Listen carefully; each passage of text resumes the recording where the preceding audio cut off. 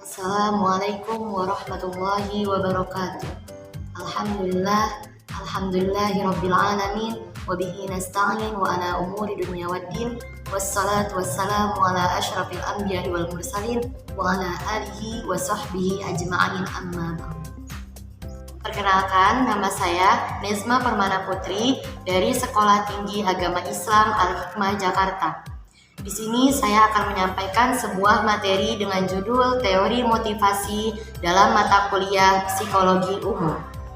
Demi mempersingkat waktu, langsung saja kita mulai ke pembahasan yang pertama, yaitu pengertian motivasi. Motivasi berasal dari kata motif, yang dapat diartikan sebagai sebab-sebab yang menjadi dorongan tindakan seseorang. Menurut Supriyono 2003, beliau berpendapat bahwasanya pengertian motivasi ialah kemampuan untuk berbuat sesuatu. Kemudian, ada beberapa pendapat pengertian motivasi menurut para ahli. Di sini, saya hanya menyampaikan 3 pendapat pengertian motivasi menurut para ahli. Yang pertama, yaitu menurut Weiner. Menurut Weiner, pengertian motivasi merupakan suatu kondisi internal yang membangkitkan seseorang untuk dapat bertindak, mendorong individu mencapai tujuan tertentu, serta juga membuat individu tetap tertarik dalam kegiatan atau aktivitas tertentu. Pendapat yang kedua yaitu menurut Uno.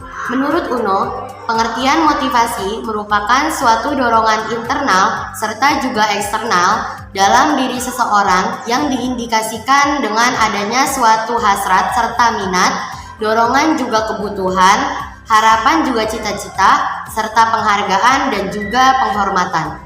Pendapat yang terakhir yaitu pendapat menurut Henry Shimamura. Menurut Henry Shimamura, pengertian motivasi merupakan suatu fungsi dari pengharapan individu bahwa upaya tertentu itu akan menghasilkan tingkat kinerja yang pada gilirannya akan membuahkan imbalan atau hasil yang dikehendaki. Dari pendapat-pendapat yang saya sebutkan tadi, dapat disimpulkan bahwa pengertian motivasi adalah dorongan yang timbul pada diri seseorang secara sadar atau tidak sadar untuk melakukan sesuatu karena ingin mencapai tujuan yang dikehendaki atau dapat hasil kepuasan dari apa yang ia perbuat. Ya, lanjut kita masuk ke pembahasan yang kedua, yaitu teori-teori motivasi. Yang pertama, itu ada teori hedonisme. Apa itu teori hedonisme? Hedonisme berasal dari bahasa Yunani, yang artinya kesukaan, kesenangan, atau kenikmatan. Hedonisme adalah suatu aliran dalam filsafat yang memandang bahwa tujuan hidup utama pada manusia adalah mencari kesenangan yang bersifat duniawi. Implikasi dari teori ini adalah setiap orang akan cenderung menghindari hal-hal yang sulit dan mengandung resiko berat, dan lebih suka melakukan sesuatu yang mendatangkan kesenangan bagi dirinya. Teori yang kedua yaitu teori naluri. Pada dasarnya, manusia memiliki 3 dorongan nafsu pokok yang dalam hal ini disebut juga naluri. 1. Dorongan nafsu mempertahankan diri. 2. Dorongan nafsu mengembangkan diri. Yang ketiga, dorongan nafsu mempertahankan jenis. Yang ketiga, itu ada teori reaksi yang dipelajari.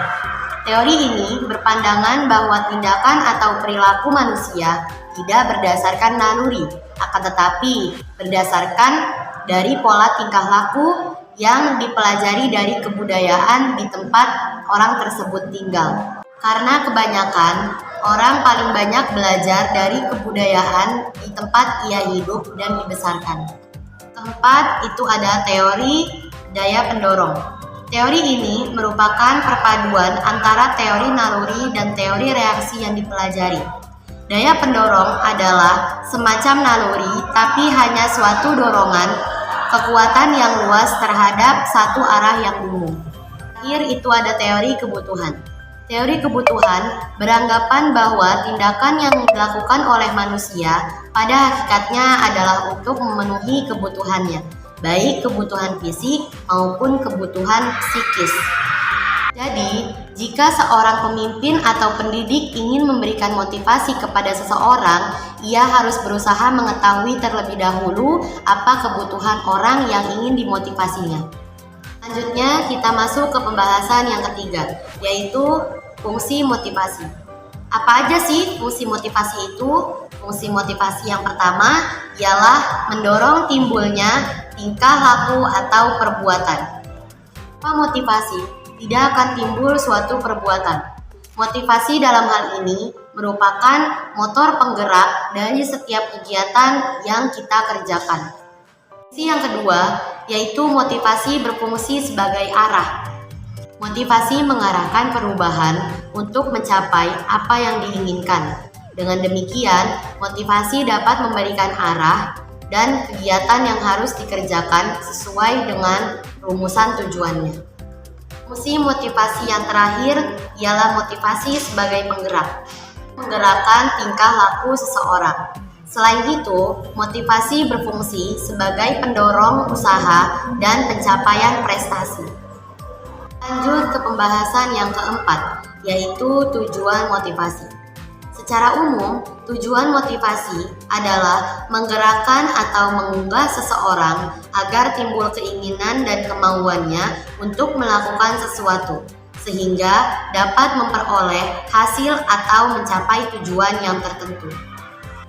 Tujuan motivasi juga dapat disebutkan sebagai berikut. Yang pertama, mempertahankan kestabilan kerja. Yang kedua, menciptakan disiplin. Yang ketiga, menciptakan suasana dan hubungan kerja.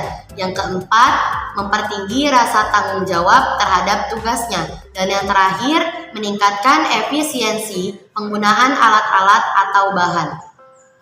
Hanya itu yang bisa saya sampaikan tentang teori motivasi.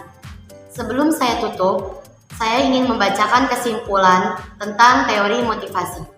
Kesimpulannya, motivasi adalah dorongan yang timbul pada diri seseorang secara sadar atau tidak sadar untuk melakukan sesuatu karena ingin mencapai tujuan yang dikehendaki atau mendapatkan hasil kepuasan dari apa yang ia perbuat.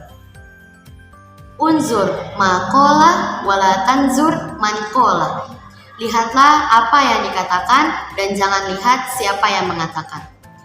Kurang lebihnya saya mohon maaf. Bila ada salah itu datangnya dari diri saya pribadi dan yang benar datangnya dari Allah Subhanahu wa taala. Wabillahi taufiq wal hidayah. Wassalamualaikum warahmatullahi wabarakatuh.